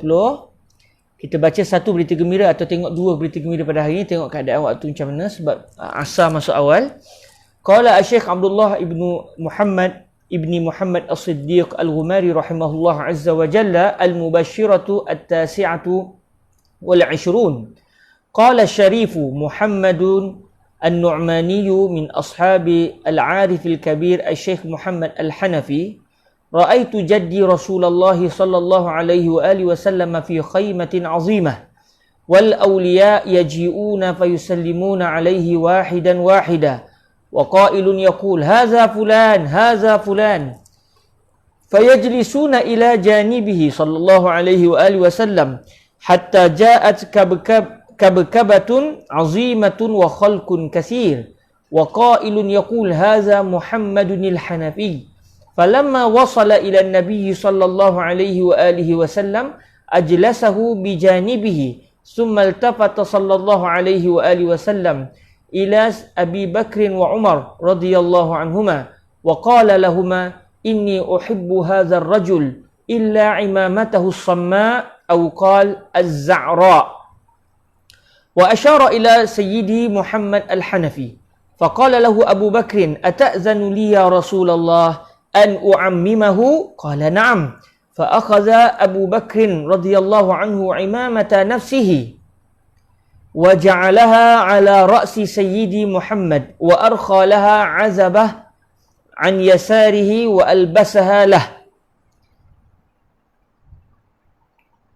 فلما قصها على الشيخ محمد الحنفي بكى وبكى الناس وقال للشريف محمد إذا رأيت جدك صلى الله عليه وآله وسلم فاسأله لي في أمارة يعلمها من أعمالي فرآه صلى الله عليه وآله وسلم بعد أيام وسأله الأمارة فقال له بأمارة الصلاة التي يصليها علي في الخلوة بعد غروب الشمس كل يوم وهي اللهم صل على محمد النبي الأمي وعلى آله وصحبه وسلم عدد ما علمت وزنة ما علمت وملء ما علمت. فقال الشيخ الحنفي صدق رسول الله صلى الله عليه وآله وسلم وأرخى لعمامته عزبة وعمل كل من في المجلس مثله وصار إذا ركب يرخي العزبة وترك الطيلسان الذي كان يركب به إلى أن مات رحمه الله تعالى. Kita baca setakat ni dulu. Kita tengok apa yang disebut dalam kisah ini. Lepas tu kita akan tengok sambungan yang didatangkan ulasan daripada Syekh Abdullah Al-Ghumari. Berita gembira yang ke-29 kata Asy-Syarif. Istilah Asy-Syarif ini merujuk kepada orang yang bernasab dengan nasab Rasulullah sallallahu alaihi wasallam. Kalau di Malaysia kita sebut Sayyid. Syed sekian-sekian, Syed sekian-sekian. Orang Melayu sebut Syed. Tapi kalau dalam bahasa Arab Sayyid, Sayyid. Macam sahabat saya Ustaz Sayyid Abdul Qadir Al-Jufri, Ustaz Sayyid Abdul Qadir Al-Jufri, beliau daripada keturunan Sayyidina Nabi sallallahu alaihi wasallam. Jadi kalau dalam istilah orang dulu dia akan sebut Asy-Syarif. Dan ada juga para ulama yang mengatakan di sana ada beza di antara As-Sayyid dan juga Asy-Syarif. Mana satu yang daripada nasab Sayyidina Al-Hasan, mana satu daripada nasab Sayyidina Al-Husain. Namun secara mudahnya Asy-Syarif merujuk kepada orang yang, kalau ikut mana bahasa, Asy-Syarif maknanya orang yang mulia. Dan ini digunakan satu ketika dahulu merujuk kepada orang yang bernasab dengan nasab Sayyidina Rasulullah sallallahu alaihi wasallam. Jadi seorang Ahlul Bait zaman tu yang bernama Muhammad An-Nu'mani, dan beliau ni merupakan di antara murid kepada seorang ulama sufi, seorang ulama wali yang besar yang bernama Syekh Muhammad Al-Hanafi. Jadi kata Syekh Muhammad An-Nu'mani yang merupakan orang yang bersambung nasab dengan Nabi, kata beliau, saya telah melihat datukku. Saya telah melihat datuk saya iaitu Rasulullah sallallahu alaihi wasallam. Tengok dalam mimpi, beliau telah bermimpi bertemu dengan Rasulullah yang merupakan moyang beliau, sebab beliau daripada salah silah keturunan Nabi. Jadi beliau telah melihat Rasulullah sallallahu alaihi wasallam berada dalam satu khemah yang besar, satu khemah yang besar, yang indah, dan para wali-wali Allah, para wali Allah datang menemui Nabi sallallahu alaihi wasallam, dan mereka akan memberikan salam kepada Rasulullah seorang-seorang. Siapa yang datang semuanya akan bagi salam kepada Nabi. Kemudian akan ada satu orang yang berkata, orang ini adalah Fulan bin Fulan, wali Allah ni nama dia sekian-sekian. Dia tukang mengiklankan kepada semua yang hadir siapakah orang yang datang memberikan salam kepada Nabi. Lalu selepas mereka memberi salam kepada Nabi, selepas mereka diperkenalkan oleh satu orang khusus tadi, lalu para wali-wali Allah ni akan duduk dekat dengan Rasulullah sallallahu alaihi wasallam dalam khemah tersebut. Sehinggalah akhirnya datang satu kumpulan yang besar,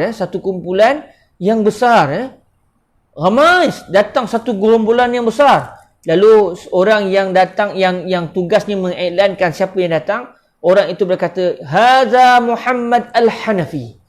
Ini adalah Muhammad Al-Hanafi. Beliau ini adalah seorang yang sangat tinggi kedudukannya, datang dengan ramai orang, dengan anak murid yang ramai. Mereka adalah pengikut kepada Muhammad Al-Hanafi. Lalu apabila Sayyidi Syekh Muhammad Al-Hanafi sampai di hadapan Nabi sallallahu alaihi wasallam, Nabi telah mendudukkan beliau dekat dengan Nabi sallallahu alaihi wasallam, dekat dengan Sayyidina Rasulullah sallallahu alaihi wasallam. Kemudian Nabi berpaling. Selepas beliau didudukkan berhampiran dengan Nabi, Nabi telah berpaling memandang Sayyidina Abu Bakar dan juga Sayyidina Umar radhiyallahu taala anhuma yang ketika itu juga ada dalam mimpi tersebut. Lalu Nabi bersabda kepada Sayyidina Umar dan juga Sayyidina Abu Bakar, "Inni uhibbu hadzal rajul illa imamatahu as-samma' au qala az-za'ra." Kata Rasulullah dalam mimpi tersebut, saya sangat cinta, sesungguhnya saya mencintai lelaki ini, iaitu saya sangat senang, sangat kasih kepada Muhammad Al-Hanafi, melainkan serbannya yang tidak berekor. Nah, itu je saya tak gemar, kata Rasulullah. Orang ni bagus, cuma serbannya tak berekor. Macam serban saya ni juga tak berekor. Ulama-ulama Azhar pakai serban tak berekor. Jadi kita akan tengok kisah ni. Lalu dalam kisah ini Nabi kata, saya suka orang ni. Nabi tunjuk kepada Syekh Muhammad Al-Hanafi, cuma serban dia tak ekor, yang tu saya tak gemar. Lalu kata Sayyidina Abu Bakar radhiyallahu taala anhu, "Ya Rasulullah, adakah anda mengizinkan saya untuk saya memakaikan serban di kepala Muhammad Al-Hanafi?" Jadi Sayyidina Abu Bakar minta izin kepada Rasulullah, nak tak saya pakaikan serban di kepala Muhammad Al-Hanafi? Lalu Rasulullah kata, ya, saya izinkan. Lalu Sayyidina Abu Bakar telah mengambil serban beliau sendiri, lalu beliau membuka serban beliau dan beliau telah melilitkan serban itu di kepala Sayyidina Syekh Muhammad Al-Hanafi. Dan masa pakai serban itu, Syekh Muhammad Al-Hanafi ketika dipakaikan serban oleh Sayyidina Abu Bakar dalam mimpi itu, Sayyidina Abu Bakar telah menjadikan serban itu berekor. Macam kita tengok, biasa kita tengok serban berekor. Macam serban saya tak ada ekor. Nanti saya akan sebut mengapa ulama Azhar tidak berserban secara berekor. Lalu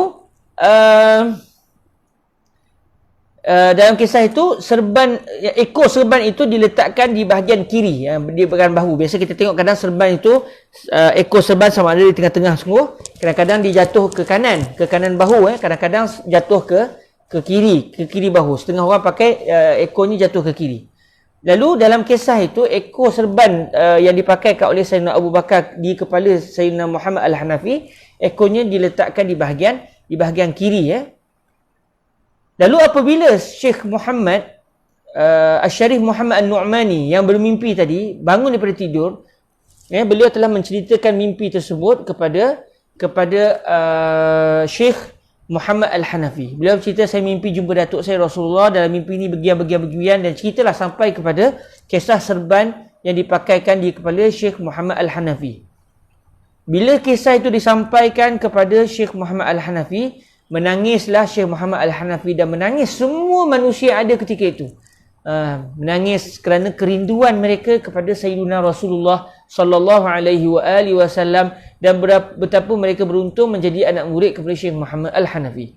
Lalu kata Syekh Muhammad Al-Hanafi kepada Asy-Syarif Muhammad, cakap pada anak murid dia Syekh Muhammad Al-Hanafi yang merupakan Ahlul Bait tadi. Jadi Syekh Muhammad Al-Hanafi kata pada anak muridnya Asy-Syarif Muhammad, kalau kamu bertemu lagi dengan Rasulullah sallallahu alaihi wasallam dalam mimpi, cuba tanya kepada baginda, apakah tanda yang Nabi tahu saya melakukan amalan tersebut. Jadi Syekh Muhammad Al-Hanafi tanya kepada muridnya, nanti tanya Nabi dalam mimpi, kalau jumpa Rasulullah dalam mimpi, tanya pada Nabi, apakah dia amalan yang dilakukan oleh Syekh Muhammad Al-Hanafi yang diketahui oleh Sayyidina Rasulullah sallallahu alaihi wasallam. Lalu akhirnya Asy-Syarif Muhammad, si anak murid tadi yang beliau adalah seorang yang bersambung nasab dengan Rasulullah sallallahu alaihi wasallam. Bila beliau bermimpi selepas itu dengan Nabi, lalu beliau tanya kepada Rasulullah. Lalu Rasulullah kata, tandanya ataupun amalan yang saya tahu dilakukan oleh Syekh Muhammad Al-Hanafi adalah beliau berselawat kepada saya ketika beliau berada dalam khalwah, iaitu ketika beliau berseorangan diri selepas daripada terbenamnya matahari. Maksudnya selepas terbenam matahari, beliau akan duduk menyendiri. Pada setiap hari beliau akan berselawat kepada Rasulullah sallallahu alaihi wasallam dengan selawat yang berbunyi, Allahumma salli ala Muhammadin nabiyil ummi wa ala alihi wa sahbihi wa sallim adada ma alimta wa zinata ma alimta wa mil'a ma alimta. Elok juga kalau kita boleh amalkan ni. Selawatnya berbunyi, ya Allah, sampaikanlah berselawatlah ke atas Nabi Muhammad yang merupakan seorang Nabi yang tidak pandai dan membaca dan juga menulis. Tak pandainya Nabi membaca dan menulis itu satu kemuliaan Rasulullah. Menunjukkan betapa wahyu yang disampaikan oleh Rasulullah betul-betul daripada Allah. Bukan daripada Nabi ciplak daripada mana-mana kitab. Tapi kalau kita tak pandai membaca dan menulis, itu satu kehinaan. Tapi untuk Rasulullah ini satu kemuliaan. Membuktikan Nabi adalah orang yang tidak memandai-mandai. Wahyu itu betul-betul daripada Allah Azza wa Jalla. Jadi selawat ni bunyi, ya Allah, sampaikanlah salawat ke atas Nabi sallallahu alaihi wasallam yang Nabi merupakan seorang Nabi yang ummi, yang tidak pandai membaca dan menulis, dan sampaikan juga selawat ke atas ahli keluarga Nabi dan juga para sahabat Nabi. Sampaikan juga salam, berikan juga kesejahteraan kepada mereka sebanyak bilangan yang anda tahu, ya Allah, dan seberat bilangan yang anda tahu, dan sepenuh bilangan yang anda tahu. Jadi kata dalam selawat ini, Syekh Muhammad Al-Hanafi berselawat, kalau ikutnya, kalau selawat sekalilah, dua kalilah. Tapi beliau nak mohon kepada Allah, jadikan pahala selawat itu berapa banyak? Bukan sekadar kalau beliau katakan sebut 3 kali. Bukan hanya pahalanya 3 kali berselawat. Tapi beliau nak pahalanya seakan-akan beliau berselawat dengan bilangan yang tidak terbatas, yang hanya diketahui oleh Allah. Dan beliau memohon kepada Allah agar menjadikan pahalanya adalah seberat-berat yang diketahui oleh Allah. Seberat timbangan yang diketahui oleh Allah. Memang seberat-berat yang Allah Ta'ala tahu. Memang kita tak tergambar lah. Beliau nak pahalanya paling berat yang Allah boleh berikan. Dan beliau mohon agar pahala itu memenuhi semua ruang yang Allah Ta'ala tahu. Maknanya sepenuh-penuh ruang, seberat-berat dan sebanyak-banyak bilangan. Jadi kata Rasulullah, itulah zikir yang beliau nyatakan selepas daripada matahari terbenam. Lalu Syekh Muhammad Al-Hanafi ketika mendengar kisah itu daripada murid beliau Asy-Syarif Muhammad, kata beliau, benarlah apa yang telah disebut oleh Rasulullah sallallahu alaihi wasallam, Lalu Syekh Muhammad Al-Hanafi pun membuka serban beliau dan memakainya dengan menjadikan ekor serban beliau di bahagian kiri sebagaimana yang telah dilihat dalam mimpi muridnya Al-Syarif Muhammad. Dan apabila Syekh Muhammad Al-Hanafi buat begitu, semua anak murid yang memakai serban ketika itu pun membuka serban mereka dan memakai dan melilit sebagaimana dilakukan oleh Syekh Muhammad Al-Hanafi dengan menjadikan ekornya di kiri dada mereka. Okey.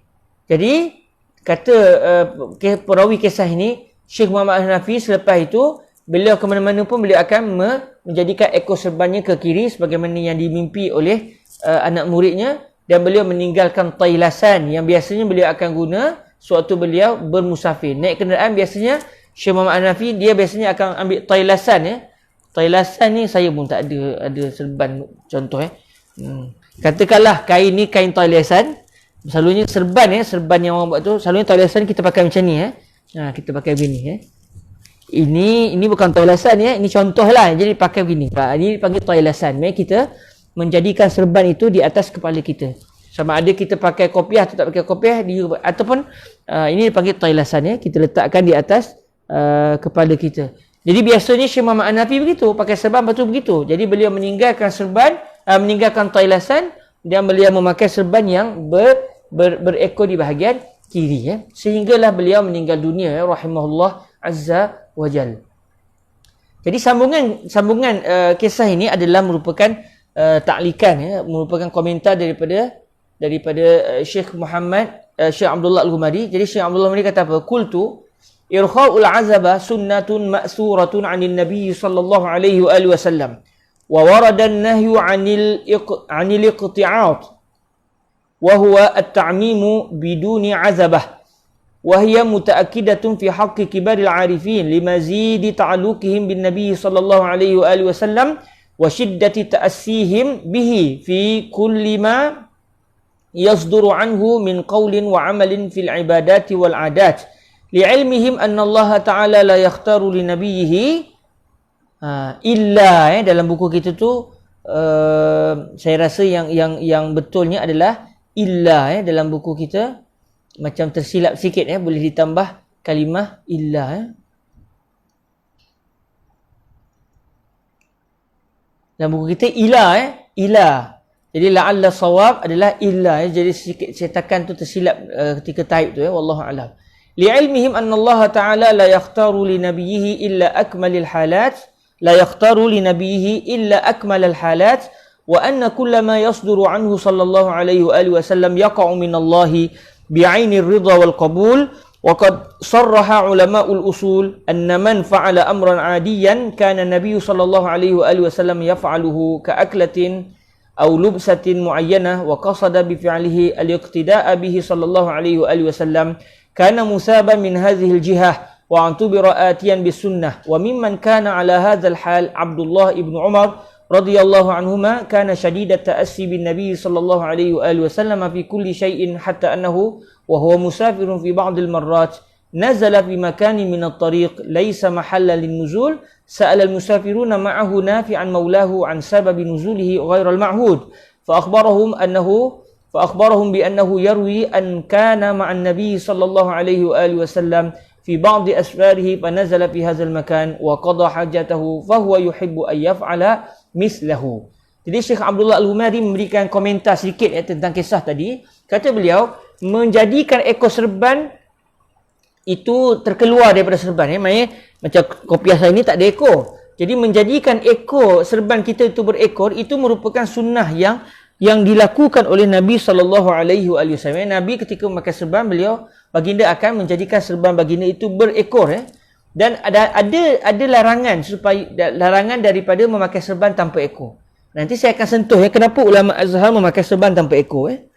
Jadi ada larangan yang mengatakan jangan berserban tanpa ekor. Cuma kata para ulama hadis itu tidak kuat. Apa dia al-iqti'at wa huwa ta'mim biduni azabah. Nabi masuk iqti'at, Nabi melarang daripada iqti'at. Iqti'at itu memakai serban tanpa ekor. Wahia maksudnya al-azabah ni imamah itu ataupun azabah itu itu sangat-sangat dituntut pada hak pada orang yang merupakan kibaril arifin, iaitu para ulama-ulama yang besar, para ulama-ulama yang sufi, ulama-ulama tasawuf, para wali Allah. Mereka ini sangat-sangat dituntut supaya memakai serban dengan menjadikan serban mereka berekor, agar mereka lebih dekat, lebih kuat hubungan mereka, lebih dekat mereka bertaut hati dengan Nabi sallallahu alaihi wasallam, dan supaya mereka kuat untuk mengikuti Nabi dalam semua apa yang dilakukan oleh Rasulullah sallallahu alaihi wasallam, dari sudut ucapan, amalan, dari sudut ibadat ataupun dari sudut adat kebiasaan, adat tindakan-tindakan sehari-hari yang bukan bersifat ibadat, makan, minum, berjalan. Kalau boleh, kata Syekh Abdullah Al-Ghumari, orang-orang yang dekat dengan Allah, orang-orang yang merupakan mereka ni ulama sufi, orang-orang yang bawa masyarakat untuk dekat pada Allah, mereka inilah sepatutnya kena melakukan semua perbuatan yang dilakukan oleh Nabi, sekalipun perbuatan itu bukan bersifat ibadah. Sebab apa? Kerana mereka semua mengetahui Allah Ta'ala tidak akan memilih untuk Nabi-Nya sallallahu alaihi wasallam, melainkan adalah apa yang merupakan sebaik-baik keadaan. Jadi apabila Allah menjadikan ekor serban Nabi itu, Allah menjadikan Nabi bila serban berekor, maka walaupun itu kebiasaan orang Arab memakai serban dan berekor, maka tidaklah itu berlaku, melainkan kerana itu yang terbaik kepada Sayyidina Rasulullah sallallahu alaihi wasallam. Jadi, dan dalam sama Syekh Abdullah kata, semua yang dilakukan oleh Nabi sallallahu alaihi wasallam itu semuanya adalah keredaan daripada Allah. Sebab Nabi dan juga para Rasul yang lain tidak akan melakukan perbuatan yang dibenci oleh Allah. Semua kelakuan Nabi, semua tindakan Nabi dan Rasul, semuanya merupakan keredaan daripada Allah Azza wa Jal. Kemudian kata Syekh Abdullah Al-Ghumari, para ulama usul fiqh telah menyatakan, kalaulah perbuatan Nabi itu sebenarnya perbuatan manusia biasa, perbuatan manusia sehari-hari. Pakai baju, pakai serban. Dulu orang dulu memang pakai serban. Orang Arab memang pakai serban. Lepas tu Nabi pakai jubah. Dan itu memang pakaian orang Arab.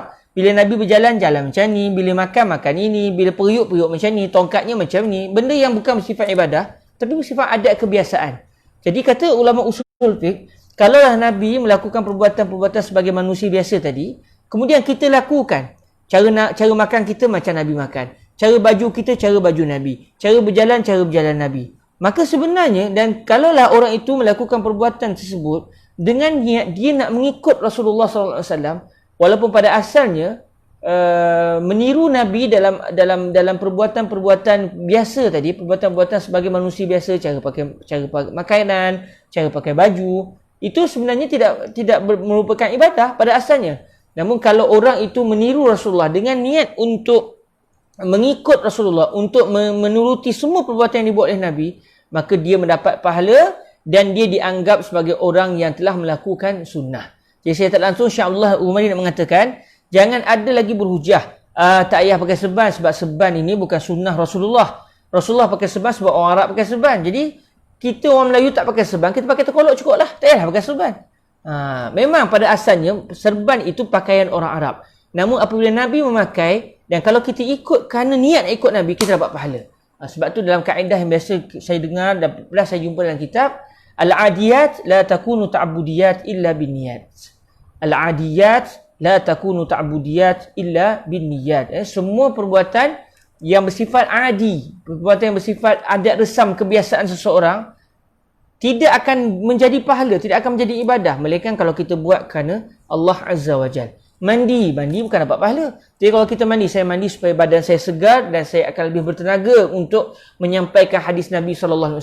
Saya gosok baju supaya orang nampak keindahan Islam, supaya saya memuliakan Rasulullah. Saya makan supaya saya akan kuat dan saya akan dapat berzikir, membaca Quran dan sebagainya. Kita niatkan semua perbuatan tadi kerana Allah, maka an-niyat akan mengangkat perbuatan yang biasa bertukar status menjadi ibadah. Apatah lagi kalau perbuatan itu perbuatan yang dibuat semata-mata mengikut Sayyidina Rasulullah sallallahu alaihi wasallam. Jadi kalau ada orang kata serban bukan sunnah dengan maksud ianya bukan ibadah, ya. Maka serban bukan ibadah. Namun orang yang pakai serban sebab dia nak ikut Nabi, dia telah melakukan ibadah. Kerana dia telah menukar status perbuatan yang asalnya bukan ibadah, dia tukar status menjadi ibadah kerana dia niat mengikut kerana Allah Azza wa Jal. Gosok gigi bukan ibadah, tapi kalau dia gosok gigi kerana Nabi suruh, dia akan dapat ibadah insya-Allah Azza wa Jal. Kemudian kata Syekh Abdullah Al-Ghumari, antara para sahabat Nabi yang sangat terkesan mengikut Nabi dalam semua keadaan. Ibadah memang ikutlah. Adat kebiasaan pun beliau akan ikut macam Nabi buat adalah Sayyidina Abdullah ibnu Umar radhiyallahu anhuma. Sayyidina Abdullah, putera Sayyidina Umar ibn Khattab ini, beliau akan buat apa saja perbuatan yang dibuat oleh Nabi walaupun perbuatan itu bukan berunsur ibadah. Pernah beliau bermusafir dalam perjalanan, kemudian beliau berhenti singgah di satu tempat. Sedangkan tempat itu bukan tempat persinggahan orang ramai. Macam kita lah, kita nak pergi ke Kedah, contoh daripada Selangor nak pergi Kedah, dia ada R&R, tempat biasa orang turun. Tiba-tiba kita pergi singgah ke tempat yang tak biasa. Jadi begitulah contohnya. Pada zaman tu mereka ada tempat persinggah mereka kalau bermusafir. Tiba-tiba Sayyidina Abdullah ni minta berhenti di tempat yang tak biasa orang berhenti di situ untuk berehat. Lalu orang pakat tanya Sayyidina Nafi'. Sayyidina Nafi' ni adalah orang yang rapat dengan Sayyidina Abdullah ibni Umar. Maulahu. Bekas yang merupakan hamba kepada Sayyidina Abdullah ibni Umar. Jadi tanya kepada Sayyidina Nafi', kenapa tuan kamu iaitu Sayyidina Abdullah ibn Umar berhenti di sini? Sedangkan ini bukan tempat perhentian. Lalu kata Sayyidina Nafi', Sayyidina Abdullah bin Umar pernah menceritakan Rasulullah pernah berhenti di tempat ini untuk tujuan qada hajat. Jadi Sayyidina Abdullah suka untuk berhenti di tempat itu kerana di situ Nabi pernah berhenti. Nabi berhenti tempat itu kerana Nabi nak qada hajat. Bila nak qada hajat, Nabi pun berhenti. Sayyidina Abdullah bin Umar pula kerana Nabi pernah berhenti di situ. Jadi bila beliau lalu, beliau suka berhenti di situ. Kerana di situ ada kisahnya, ada kaitannya dengan Nabi alaihi salatu wassalam. Ya Allah, besar sungguh cinta Sayyidina Abdullah ibnu Umar ibnu Khattab radhiyallahu anhuma kepada Rasulullah sallallahu alaihi wasallam. Okey, moga-moga kita menjadi orang yang dekat dengan Rasulullah. Okey, sebagai penutup yang tuan-tuan, mungkin tuan-tuan tanya, habis kenapa ulama Azhar pakai serban tak ada ekor? Saya pun pakai serban tak ada ekor sebab saya ikut yang dipakai oleh masyayikh kita di sana di Mesir. Jadi kalau kita tengok Syekh Yusri pernah sebut kenapa ulama Azhar pakai serban macam tu kata Syekh Yusri bin Rushdi, kerana apabila masyarakat sudah mula memakai serban, alhamdulillah orang Arab pun suka pakai serban, orang Malaysia pun suka pakai serban. Jadi akhirnya tak dapat dibezakan mana satu serban orang alim, mana satu serban orang biasa. Dan oleh kerana itulah akhirnya ulama Azhar memakai serban yang agak lain sikit supaya dengan tujuan kalau mereka pergi ke mana-mana orang tahu, oh ini bukan orang biasa yang pakai serban style macam ni, serban orang alim. Bila ia serban orang alim, maknanya nanti kalau ada persoalan kita boleh tanya kepada dia. Kalaulah orang alim tu pakai serban macam biasa, mungkin orang tak kenal dia, jadi rugi. Dia bawa ilmu tapi orang tak dapat mengambil manfaat daripada ilmunya kerana tak dapat dibezakan mana satu orang biasa, mana satu orang alim. Dengan sebab itulah ulama Azhar memakai serban dengan serban yang agak lain, dengan torbusnya dengan torbusnya yang agak lain. Tujuannya untuk memberitahu kepada orang ramai, saya adalah Azhari, saya adalah orang yang belajar di Al-Azhar. Jadi kalau siapa nak tanya soalan, boleh tanya kepada saya. Dengan sebab tujuan itulah untuk membezakan mana satu orang alim, mana satu orang yang bukan alim. Supaya kalau kita tahu orang itu orang alim, kalau kita ada persoalan, kita boleh tanya kepada mereka. Adapun saya pakai ni sebab Syekh Said bin Shaltut suruh saya pakai dan saya bukan orang alim. Saya masih lagi belajar macam sama dengan tuan-tuan yang dirahmati Allah Subhanahu Wa Taala. Okey, dari segi masalah fiqahnya tuan-tuan, dalam mazhab Imam Asy-Syafi'i pakai serban ada ekor atau pakai serban tanpa ekor, kedua-duanya boleh. Kalau kita buka dalam kitab-kitab fiqah, Imam An-Nawawi contohnya dalam Al-Majmu' menyatakan memakai serban berekor atau memakai serban tanpa ekor, kedua-duanya tak ada masalah. Bahkan tidak ada satu pun yang makruh. Main kita tak boleh kata pakai serban tanpa ekor ni makruh, tidak. Namun mana yang lebih bagus? Bagi bagus sebenarnya dengan berekor, kerana itu dilakukan oleh Nabi. Namun apabila kita memakai saja serban, sebenarnya kita sudah mendapat pahala sunnah kalau kita niat kerana mengikut Nabi. Maknanya tanpa ada satu perbuatan yang makruh. Cuma yang lagi bagus, kata Al-Imam An-Nawawi dan juga para ulama Asy-Syafi'iyah, memakai serban berekor itu lebih bagus kerana memang Nabi, sewaktu Nabi berserban dengan berekor. Alhamdulillah, syukur pada Allah Subhanahu Wa Taala. Kita berhenti dahulu di sini, insya-Allah. Moga-moga Allah Subhanahu Wa Taala memudahkan segala urusan-urusan yang kita lakukan biiznillah Subhanahu Wa Taala. Saya tengok sikit ada sebarang persoalan. Kalau ada,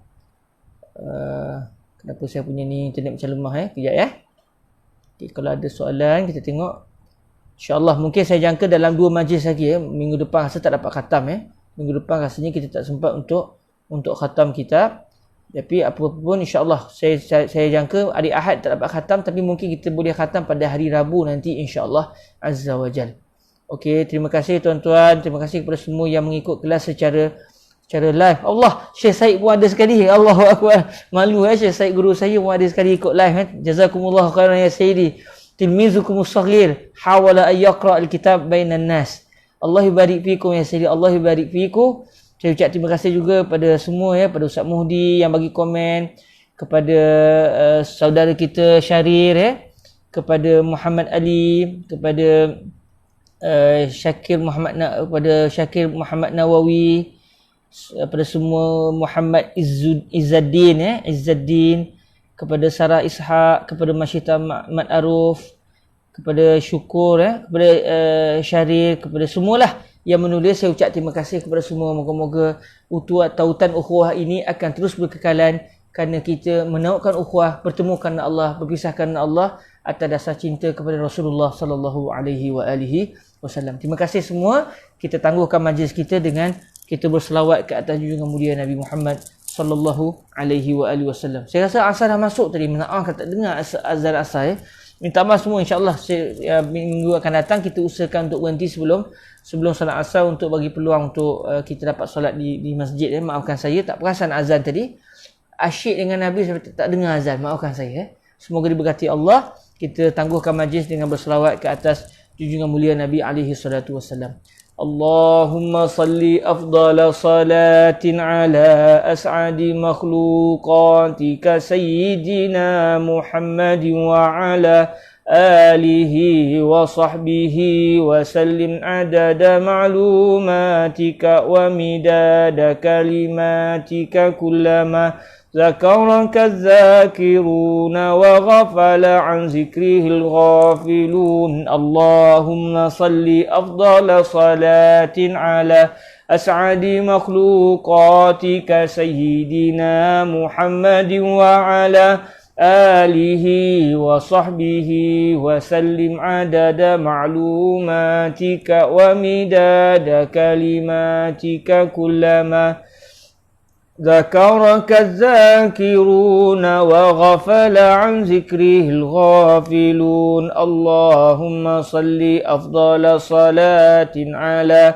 أسعد مخلوقاتك سيدنا محمد وعلى آله وصحبه وسلم عدد معلوماتك ومداد كلماتك كلما ذكرك الذاكرون وغفل عن ذكره الغافلون سبحانك اللهم وبحمدك أشهد أن لا إله إلا أنت أستغفرك وأتوب إليك بسم الله الرحمن الرحيم والعصر إن الإنسان لفي خسر إلا الذين آمنوا وعملوا الصالحات وتواصوا بالحق وتواصوا بالصبر والسلام عليكم ورحمة الله وبركاته.